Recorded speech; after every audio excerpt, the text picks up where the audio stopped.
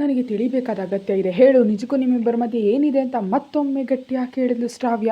ಅದೇನು ಅಷ್ಟೊಂದು important matter ಅಲ್ಲ, ಬಿಟ್ಬಿಡು ಅಂತ ತಳ್ಳಿ ಹಾಕುವಂತೆ ಹಗುರವಾಗಿ ಹೇಳೋದಕ್ಕೆ ಹೋದ್ಲು ಆರಾಧ್ಯ. ಅಂದರೆ ಏನು ನಿನ್ನ ಉದ್ದೇಶ? ಇಂಪಾರ್ಟೆಂಟ್ ಅಲ್ಲ ಅಂದರೆ ಅಪ್ಪ ಅಮ್ಮನ ಆ್ಯನಿವರ್ಸರಿ ಕಾರ್ಯಕ್ರಮಕ್ಕೆ ಬಂದೆ, ಆದರೆ ಅಲ್ಲೂ ಇರದೆ ಮಧ್ಯದಲ್ಲಿ ಹೊರಗೆ ಬಂದುಬಿಟ್ಟು ಅವ್ರ ಕಾರ್ ಹತ್ತಿದೆ. ಅಷ್ಟೊಂದು ರಾತ್ರಿ ಬೇಡ ಅವನ ಜೊತೆ ಸೇರಿ ಎಲ್ಲಿಗೆ ಹೋಗಿದೆ ಅದನ್ನು ತಿಳ್ಕೊಳ್ಳೋದಕ್ಕೆ ಕೇಳ್ತಿದ್ರೆ ದೊಡ್ಡ ಮ್ಯಾಟರಲ್ಲ ಅಂತ ಈಸಿಯಾಗಿ ಸುಲಭವಾಗಿ ಹೇಳ್ತಿದ್ಯಾ? ಏನು ನಿಜವಾದ ವಿಷಯ ಅಂತ ಕುಹುಕದಿಂದ ನಗ್ತಾ ಕೇಳಿದ್ಲು ಶ್ರಾವ್ಯ. ಅಲ್ಲಿ ನೀನು ಅಂದ್ಕೊಳ್ತಿರೋಷ್ಟು ಸೀನ್ ಏನಿಲ್ಲ. ನಾನು ಹೊರಗೆ ಬರೋ ಹೊತ್ತಿಗಳಿಗೆ ಕಾವ್ಯ ಕಾರ್ನಲ್ಲಿ ಬಂದು ಇಬ್ಬರು ಸೇರಿ ದಾರಿಯಲ್ಲಿ ಫುಡ್ ಕೊಂಡ್ಕೊಂಡು ನಮ್ಮ ರೂಮ್ಗೆ ಹೋದ್ವು. ಅದಕ್ಕೆ ನೀನೇನೋ ಏನೇನೋ ಊಹೆ ಮಾಡಿಕೊಂಡು ಬೆಳಗ್ಗೆ ನನ್ನ ತಲೆ ತಿಂತಿದ್ಯಾ? ನಿನಗಿನ್ನೂ ಅನುಮಾನ ಇದ್ದರೆ ಕಾವ್ಯ ಇಲ್ಲೇ ಇದ್ದಾಳಲ್ಲ, ನೀನೇ ಕೇಳು ಅಂತ ಜಾಣತನದಿಂದ ಲಾಕ್ ಮಾಡಿದ್ಲು ಆರಾಧ್ಯ. ಆ ಮಾತುಗಳಿಗೆ ಆಲೋಚಿಸ್ತಿರೋ ಶ್ರಾವ್ಯಾಳನ್ನು ನೋಡ್ತಾ ಒಳಗೊಳಗೆ ನಗ್ತಾ, ಅಧಿರಾಜ್ ಅಂದರೆ ಅಪ್ಪನವರು ಇನ್ವೈಟ್ ಮಾಡಿದ ಪರ್ಸನ್ ತಾನೆ, ಅವನ ಬಗ್ಗೆ ಅಷ್ಟೊಂದು ವಿಶೇಷವಾಗಿ ನನ್ನ ಕೇಳ್ತಿದೆಯಲ್ಲ ಯಾಕೆ ಅಂತ ಆರಾಧನೆಯಿಂದ ಶ್ರಾವ್ಯಾಳ ಮುಖದ ಕಡೆ ನೋಡಿದ್ರು. ನಿನ್ನ ಕಣ್ಣಿಗೆ ನಾನು ಅಷ್ಟೊಂದು ಹುಚ್ಚಿ ಥರ ಕಾಣಿಸ್ತಿದ್ದೀನ? ನೀನು ಹೇಗಿದ್ರು ನಾನು ಪತ್ತೆ ಮಾಡಬಲ್ಲೆ. ನನ್ನ ಮಾಯೆ ಮಾಡೋದು ನಿನ್ನ ಥರದವ್ರಿಗಾಗಲ್ಲ. ಹೇಳು, ನೀನು ಅವನ ಲವ್ವರ ಅಂತ ಆರಾಧ್ಯಳನ್ನು ಚುಚ್ಚಿ ಕೇಳಿದ್ಲು ಶ್ರಾವ್ಯ. ಏನೇ ಹುಚ್ಚಿ, ನಾನು ಅವನ ವೈಫ್. ಆ ವಿಷಯ ನಿನಗೆ ತಿಳಿದ್ರೆ ಹೃದಯಾಘಾತವಾಗಿ ಸಾಯ್ತೀಯ. ಸೊ ಆದ್ದರಿಂದ ನಿನಗೆ ಈಗಲೇ ಸಾಯೋದು ನನಗಿಷ್ಟ ಇಲ್ಲ ಅಂತ ಮನಸ್ಸಲ್ಲಿ ಅಂದ್ಕೊಳ್ತಾ, ನನ್ನ ವಿಷಯ ಆಮೇಲೆ ಇರಲಿ, ನೀನೇನು ಅವನ್ನ ಅಷ್ಟೊಂದು ಸ್ಪೆಷಲ್ ಇಂಟ್ರೆಸ್ಟ್ ತೋರಿಸ್ತಿದ್ಯಾ ಅಂತ ಕ್ಯೂರಿಯಸ್ ಆಗಿ ಕೇಳಿದ್ಲು ಆರಾಧ್ಯ. ಯಾಕಂದರೆ ನನ್ನ ಪೇರೆಂಟ್ಸ್ ಅವನೊಂದಿಗೆ ಮದುವೆ ಒಪ್ಕೊಂಡಿದ್ದಾರೆ ಆದ್ದರಿಂದ ಅಂತ ಬಾಂಬ್ ಸಿಡಿಸಿದ್ಲು ಶ್ರಾವ್ಯ. ವಾಟ್, ಏನು ಅನ್ನುತ್ತಾ ಶಾಕ್ ಆಗಿಬಿದ್ಲು ಆರಾಧ್ಯ. ಈ ಮದುವೆ ಪ್ರಸ್ತಾಪಕ್ಕೆ ಅಧಿರಾಜ್ ವರ್ಮ ಕೂಡ ಒಪ್ಕೊಂಡಿದ್ದಾನಾ ಅಂತ ಅನುಮಾನದಿಂದ ಕೇಳಿದ್ಲು. ಅಪ್ಪ ಮಾತು ಕೊಟ್ಟಿದ್ದಾರೆ ಅಂದರೆ ಖಂಡಿತವಾಗಿ ನಡೆದೇ ತೀರುತ್ತೆ. ಆದರೂ ಅಪ್ಪ ಕೇಳಿದ್ರೆ ಅಧಿರಾಜ್ ಬೇಡ ಅನ್ನೋದಕ್ಕೆ ಸಾಧ್ಯನೇ ಇಲ್ಲ. ಡ್ಯಾಡಿ ಅಂದರೆ ಇಷ್ಟು ಒಳ್ಳೆ ಒಪಿನಿಯನ್ ಇಲ್ದಿದ್ರೆ ಆ ಪಾರ್ಟಿಗೆ ಬರ್ತಾರೆ, ನಮ್ಮ ಫ್ಯಾಮಿಲಿ ಇಂಟ್ರೆಸ್ಟ್ ಇದೆ ಅಂತ ಅಲ್ಲೇ ಅರ್ಥ ಆಗುತ್ತೆ ಅಲ್ವಾ? ಪ್ರಪೋಸ್ ಮಾಡಿದ್ರೆ ಡೆಫಿನೆಟ್ ಆಗಿ ಅಕ್ಸೆಪ್ಟ್ ಮಾಡ್ತಾನೆ ಅಂತ ಊಹೆಗಳಲ್ಲಿ ತೇಲ್ತಾ ಹೇಳಿದ್ಲು ಶ್ರಾವ್ಯ. ಪಾಪ ಶ್ರಾವ್ಯ ಹೇಳಿದ ಮಾತುಗಳನ್ನ ಕೇಳಿದ ನಂತರ ಕಂಟ್ರೋಲ್ ಮಾಡ್ಕೊಳ್ಳೋದಕ್ಕಾಗದೆ ಹೊರಕ್ಕೆ ನಕ್ಬಿಟ್ಲು ಕಾವ್ಯ. ನಕ್ಕು ಕಣ್ಣಲ್ಲಿ ನೀರು ಬರ್ತಿದ್ರೆ ಆ ವಿಷಯವನ್ನು ಈ ವಿಷಯಕ್ಕೆ best joke of the year ಅನ್ನೋ ಅವಾರ್ಡ್ ಕೊಡಬಹುದು. ನಿಜಕ್ಕೂ ಹಗಲ್ಗನಸು ಕಾಣೋದು ಅಷ್ಟೊಂದು ಒಳ್ಳೆ ವಿಷಯ ಅಲ್ಲ. ಪಾಪ ಕೊಂಚ ಹೊರಗೆ ಬಾ ಅಂತ ವ್ಯಂಗ್ಯ ಹಾಕಿದ್ಲು ಕಾವ್ಯ. ಶ್ರಾವ್ಯ ಮಾತುಗಳ ಆರಾಧ್ಯಾಗೂ ನಗು ಬರ್ತಿತ್ತು. ಅದಕ್ಕೆ ನಕ್ರೆ ಶ್ರಾವ್ಯ ಸಾಯ್ತಾಳೆ ಅಂತ ತುಟಿ ಬಿಗಿದು ಕಾವ್ಯಾಳ ಮಾತುಗಳನ್ನ ಕೇಳ್ತಿದ್ದಾಳೆ. ಶ್ರಾವ್ಯಾಗಿ ಕೋಪ ಮುನ್ನುಗ್ಗಿ ಬಂದು ಶಟಾಪ್ ಅಂತ ಗಟ್ಟಿಯಾಗರ್ಚಿ, ನಿಜಕ್ಕೂ ನೀವೇನು ಅಂದ್ಕೊಂಡ್ರೂ ನನಗೆ ಸಂಬಂಧ ಇಲ್ಲ. ಅಧಿರಾಜ್ ವರ್ಮನನ್ನು ನಾನೇ ಮದುವೆ ಆಗಬೇಕು ಅಂದ್ಕೊಂಡಿದ್ದೀನಿ. ನೀನು ಅವನಿಗೆ ಎಷ್ಟು ದೂರ ಇದ್ರೆ ಅಷ್ಟು ಒಳ್ಳೆಯದು.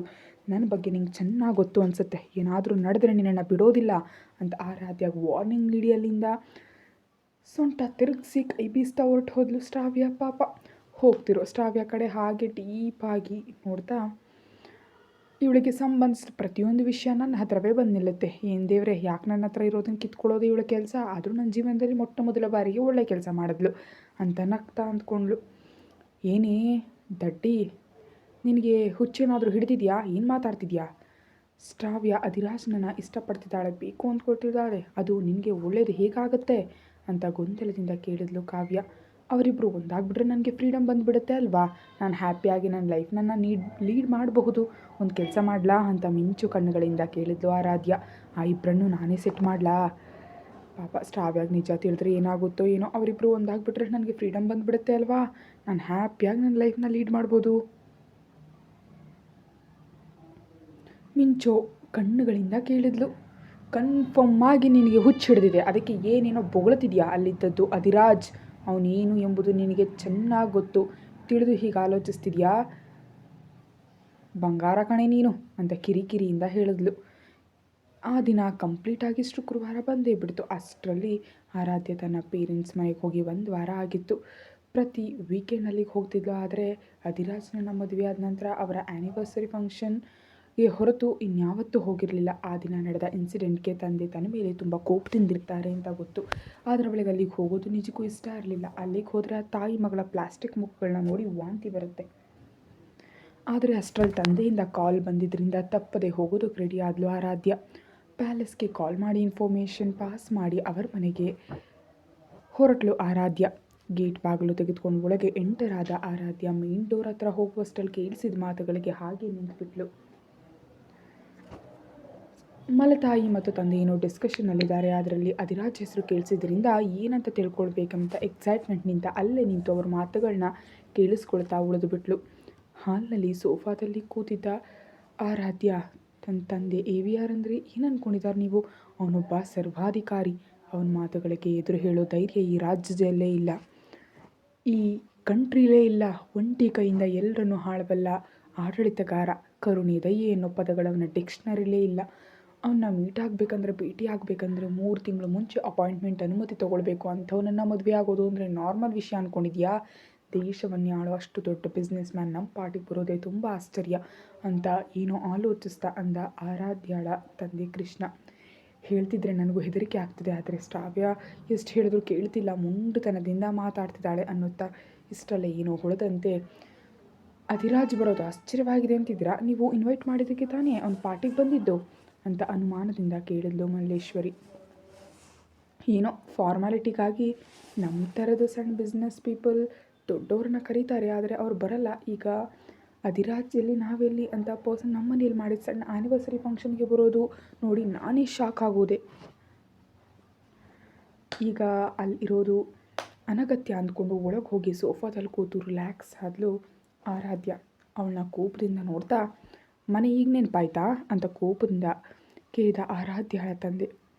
ನಿಜಕ್ಕೂ ನೀವು ನನ್ನ ಮೇಲೆ ಇಷ್ಟೊಂದು ಶ್ರದ್ಧೆ ಯಾವಾಗ ಇಟ್ಕೊಂಡಿದ್ದೀರಾ? ನಾನು ಯಾವಾಗಿನಿಂದ ಲೆಕ್ಕಿಸ್ಕೊಳ್ತಿದ್ದೀರಾ ಅಂತ ಸ್ಟ್ರಾಂಗ್ ಆಗಿ ಕೇಳಿದ್ಲು ಆರಾಧ್ಯ.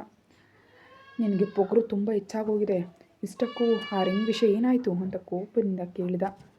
ಅಷ್ಟರಲ್ಲಿ ಅಲ್ಲಿಗೆ ಬಂದ ಶ್ರಾವ್ಯ, ಅದು ಯಾವುದೋ ನಾರ್ಮಲ್ ಫ್ಯಾನ್ಸಿ ಸ್ಟೋರ್ನಲ್ಲಿ ಕೊಂಡ ರಿಂಗಂತೆ ಡ್ಯಾಡಿ ಅಂತ ಕವರ್ ಮಾಡಿದ್ಲು.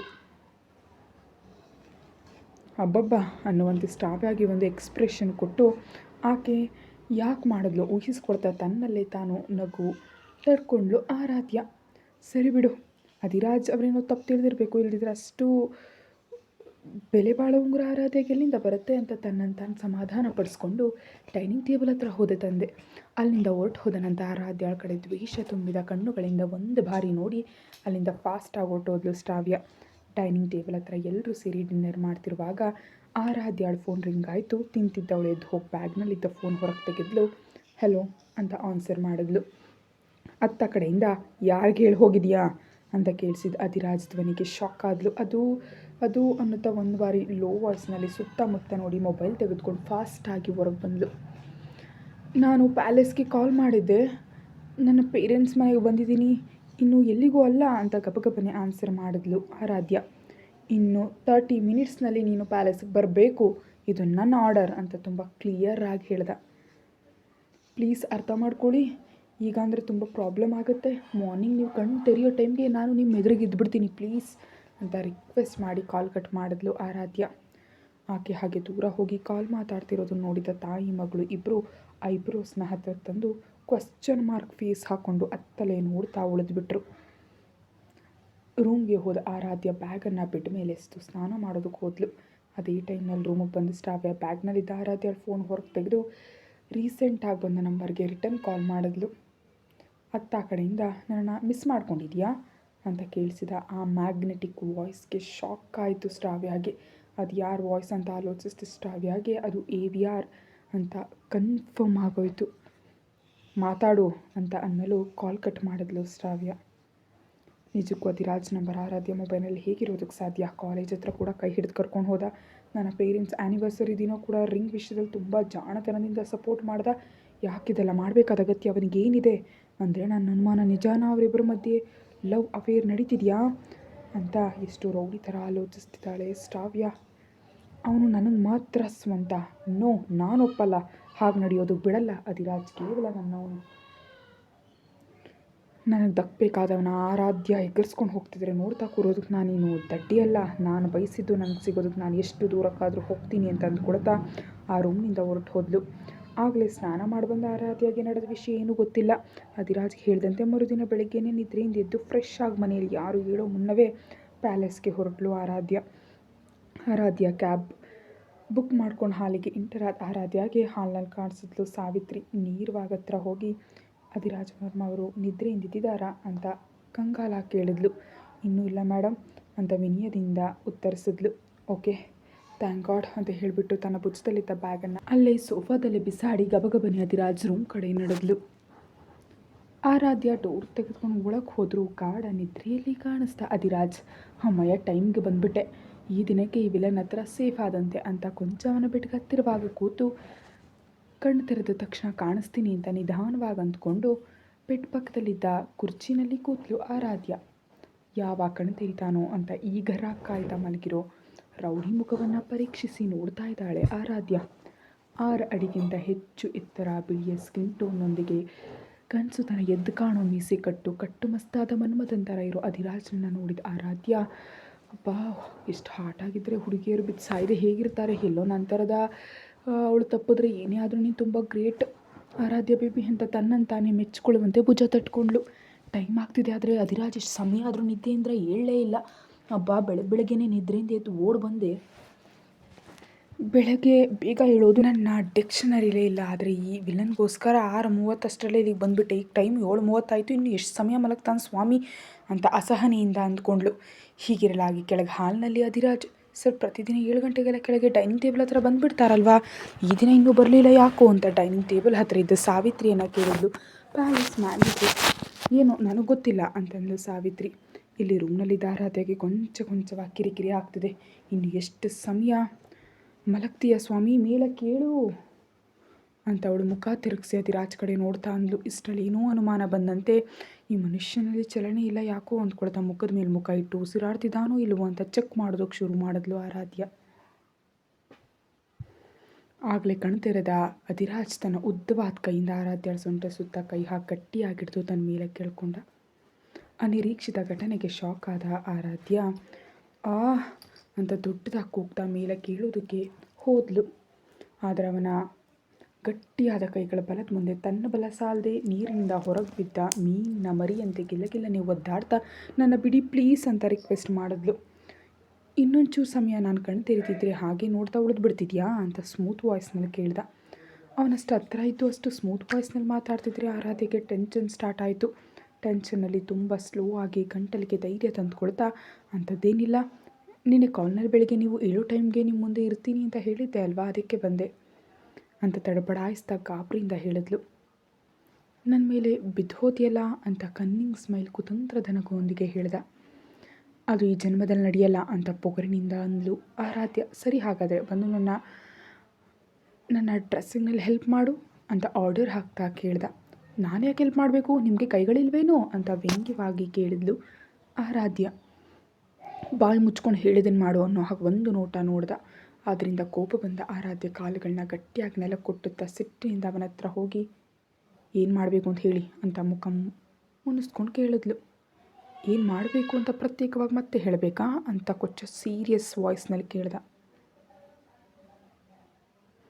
ಸರಿ ಅಂತ ವಾರ್ಡ್ರೋಬ್ ಓಪನ್ ಮಾಡ್ದ ಆರಾಧ್ಯ. ಆಶ್ಚರ್ಯದಿಂದ ಬಾಯಿ ತಿರ್ಕೊಂಡಾಗಿ ನಿಂತುಬಿಟ್ಲು. ಅಲ್ಲಿದ್ದು ಎಲ್ಲ ರೌಡಿಯ ಬ್ರ್ಯಾಂಡೆಡ್ ಶರ್ಟ್ಸ್, ಬ್ಲೇಸರ್ ಇದ್ವು, ಅವುಗಳನ್ನೆಲ್ಲ ಇಟ್ಕೊಂಡು ನೇರವಾಗಿ ಒಂದು ಶಾಪನ್ನೇ ಇಡಬಹುದು. ಇದುವರೆಗೆ ಅಧಿರಾಜ್ ತನ್ನ ಡ್ರೆಸ್ಸಿಂಗ್ ರೂಮ್ಗೆ ಯಾರನ್ನೂ ಅಲ್ಲಿಗೆ ಬಿಟ್ಟಿರಲಿಲ್ಲ. ಫಸ್ಟ್ ಟೈಮ್ ಅಲ್ಲಿಗೆ ಬಂದ ಪರ್ಸನ್ ಆರಾಧ್ಯ ಮಾತ್ರ. ಅಲ್ಲಿದ್ದ ಡ್ರೆಸ್ಸಸ್ ಎಲ್ಲ ಗೊಂದಲದಿಂದ ನೋಡ್ತಾ, ಇಲ್ಲಿ ಶಾಪಿಂಗ್ ಮಾಲ್ನೇ ಇದೆ, ಅದರಲ್ಲಿ ಯಾವುದನ್ನು ಸೆಲೆಕ್ಟ್ ಮಾಡಬೇಕು ದೇವರೇ ನಿಜಕ್ಕೂ ಅರ್ಥ ಆಗ್ತಿಲ್ಲ ಅಂತ ಅಧಿರಾಜ್ ಕಡೆ ಡೌಟಾಗಿ ನೋಡಿದ್ಲು.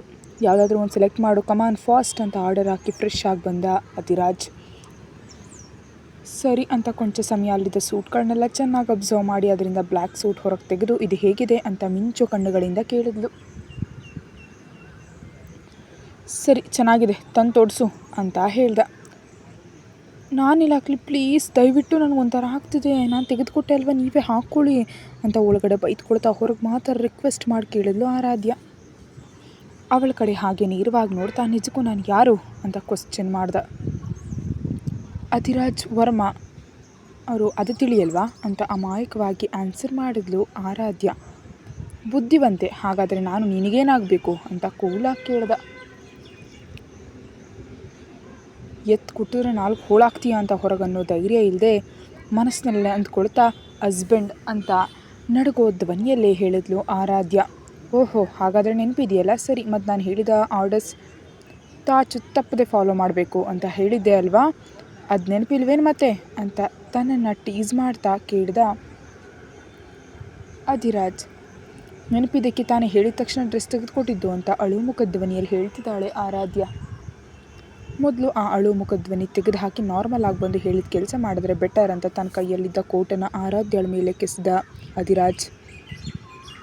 ಅವನ ಎಕ್ಸ್ಪ್ರೆಷನ್ ನೋಡಿ ಮರು ಮಾತಾಡದೆ ಶರ್ಟ್ ಕೋಟ್ ಎಲ್ಲ ಹಾಕಿ ಆಕ್ಸೆಸರೀಸ್ ಎಲ್ಲ ಇಟ್ಬಿಟ್ಟು ಫಾಸ್ಟಾಗಿ ಹೊರಗೆ ಓಡೋದ್ಲು. ಆ ಸಿಚುವೇಷನ್ನಲ್ಲಿ ಅವಳಿಗೆ ಸಾಯೋ ಅಷ್ಟು ನಾಚಿಕೆ ಅನ್ನಿಸ್ತು. ಆದರೆ ಅವನ ಆರ್ಡರನ್ನು ಬೇಡ ಅನ್ನೋ ಧೈರ್ಯ ಇಲ್ಲದೆ ತಲೆ ತಗ್ಸಿದ್ಲು. ಆ ದಿನ ತುಂಬ ಇಂಪಾರ್ಟೆಂಟ್ ಮೀಟಿಂಗ್ ಇದ್ದಿದ್ದರಿಂದ ಬ್ರೇಕ್ಫಾಸ್ಟ್ ಕಂಪ್ಲೀಟ್ ಆಗಿತ್ತಲೇ ಆಫೀಸ್ಗೆ ಹೊರಟು ಹೋದ ಅಧಿರಾಜ್. AVR ಗ್ರೂಪ್ಸನ್ನು ಪೂರ್ತಿಯಾಗಿ ಕಂಟ್ರೋಲ್ ಮಾಡೋ ಒನ್ ಆ್ಯಂಡ್ ಓನ್ಲಿ ಪರ್ಸನ್ ಅಧಿರಾಜ್. ಆ ಸಾಮ್ರಾಜ್ಯಕ್ಕೆ ಅವನೇ ಮುಕುಟವಿಲ್ಲದ ಮಹಾರಾಜ. ಗೌರ್ನಮೆಂಟ್ ಆಳೋ ಅಷ್ಟು ಪವರ್ಫುಲ್ ಆದ್ದರಿಂದ ಅವನ ಕಣ್ಣು ಸನ್ನೆಗೆ ಎಲ್ಲ ಕೆಲಸಗಳು ಅಚ್ಚುಕಟ್ಟಾಗಿ ನಡೆದು ಹೋಗುತ್ತವೆ. ಹೊರಗಿನ ಪ್ರಪಂಚಕ್ಕೆ ತಿಳಿಯದ ಎಷ್ಟೋ ಡಾರ್ಕ್ ಸೀಕ್ರೆಟ್ಸ್ ಅವನ ಜೀವನದಲ್ಲಿವೆ ಅಂತ ರೂಮರ್ ಇದೆ. ನಿಜಗಳು ಏನು ಎಂಬುದಕ್ಕೆ ಕಾಲಕ್ಕೆ ತಿಳಿಬೇಕು. ಬ್ರೇಕ್ಫಾಸ್ಟ್ ತಿಂತಿರೋ ಆರಾಧ್ಯ ಅಲ್ಲಿಂದ ಹೊರಟು ಹೋದ ಅಧಿರಾಜ್ ಕಡೆ ಕೋಪದಿಂದ. ಅಷ್ಟೊಂದು ಹೆವಿ ವರ್ಕ್ ಇದ್ದಾಗ ಮಾಡ್ಕೊಳ್ಳದೆ ನಿಜಕ್ಕೂ ನನ್ನನ್ನೇ ಯಾಕೆ ಪ್ಯಾಲೇಸ್ಗೆ ಬರಬೇಕು ಅಂತ ಪ್ರೆಷರ್ ಆಗ್ತಾ ಬಿಟ್ಟೆವಿಲ್ ಯಾವಾಗಲೂ ಅರ್ಥ ಆಗಲ್ಲ ಅಂತ ಕೋಪದಿಂದ ಅಂದ್ಕೊಂಡ್ಳು. ತಿನ್ನೋದು ಕಂಪ್ಲೀಟ್ ಮಾಡ್ತಿದ್ದ ಆರಾಧ್ಯ ಸೀರಿಯಸ್ ಆಗಿ ಓದ್ಕೊಳ್ತಿದ್ದ ಟೈಮ್ನಲ್ಲಿ ಅವಳ ಅಪ್ಪ ಕೃಷ್ಣನಿಂದ ಕಾಲ್ ಬಂತು. ಬೆಳಗ್ಗೆ ಹೇಳದೆ ಕೇಳದೆ ಎಲ್ಲಿಗೆ ಹೋಗಿದ್ಯಾ? ಕನಿಷ್ಠ ಹೋಗೋ ಮುನ್ನ ಮನೆಯಲ್ಲಿರೋರಿಗೆ ಹೇಳಿ ಹೋಗಬೇಕು ಅನ್ನೋ ಕಾಮನ್ ಸೆನ್ಸ್ ಕೂಡ ಇಲ್ವಾ ನಿನಗೆ ಅಂತ ಕೋಪದಿಂದ ಅರಿಸ್ದ. ಅವಳ ತಂದೆ ಬೆಳಗ್ಗೆನೇ ನಿದ್ರೆಯಿಂದ ಎಬ್ಬಿಸಿ ಮತ್ತೆ ನಿಮ್ಮಿಂದ ಬೈಗುಳ ತಿನ್ನಬೇಕಾ ಅಂತ ಕಿರಿಕಿರಿಯಿಂದ ಕೇಳಿದ್ಲು ಆರಾಧ್ಯ. ನಿನಗೆ ದಿನೇ ದಿನೇ ಪೊಗರು ಹೆಚ್ಚಾಗ್ತಿದೆ. ಇದು ಹೀಗೆ ರಿಪೀಟ್ ಆದರೆ ನಿಜಕ್ಕೂ ಸುಮ್ಮನಿರಲ್ಲ, ಅರ್ಥ ಆಗ್ತಿದೆಯಾ? ಇಷ್ಟಕ್ಕೆ ಏನು ಮಾಡ್ತಿದ್ಯಾ ಅಂತ ಸೀರಿಯಸ್ ಆಗಿ ಕೇಳ್ದ ಕೃಷ್ಣ. ಆ ಫ್ರೆಂಡ್ ಜೊತೆ ಆಟ ಆಡ್ತಿದ್ದೀನಿ, ಏನು ನೀವು ಕೂಡ ಬರ್ತೀರಾ ಅಂತ ವ್ಯಂಗ್ಯವಾಗಿ ಕೇಳಿದ್ಲು ಆರಾಧ್ಯ. ನಿನಗೆ ತಂದೆ ಜೊತೆ ಮಾತಾಡ್ತಿದ್ದೀನಿ ಅನ್ನೋ ಜ್ಞಾನ ಆದರೂ ಇದೆಯಾ ಅಂತ ಬೇಸರದಿಂದ ಕೇಳ್ದ ಕೃಷ್ಣ. ಮತ್ತು ತಂದೆಗೆ ಇಷ್ಟು ವರ್ಷ ಎಲ್ಲ ಜವಾಬ್ದಾರಿಗಳು ಹೊಸದಾಗಿ ಈಗ ನೆನಪಾಗ್ತಿದ್ರೆ ರಿಯಾಕ್ಷನ್ ಹೀಗೆ ಇರುತ್ತೆ. ಮತ್ತು ನಾನು ಓದ್ಕೊಳ್ತಿದ್ದೀನಿ, ಡಿಸ್ಟರ್ಬ್ ಮಾಡದೆ ಫೋನ್ ಇಟ್ಬಿಡಿ ಅಂತ ಸಿಟ್ಟಿನಿಂದ ಅನ್ನುತ್ತಾ ಕಾಲ್ ಕಟ್ ಮಾಡಿದ್ಲು.